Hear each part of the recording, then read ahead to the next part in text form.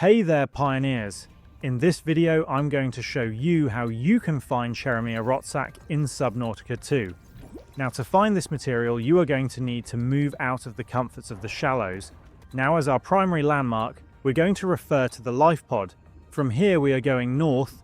Once you see the angel comb right here, stop moving north, and from here, change direction a little bit to the left.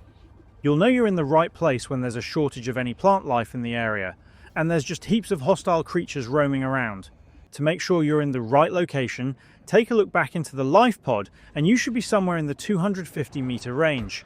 Here's the plant that we are looking for. Because the plant is encased in a cage, you have to use your multi-tool to free it.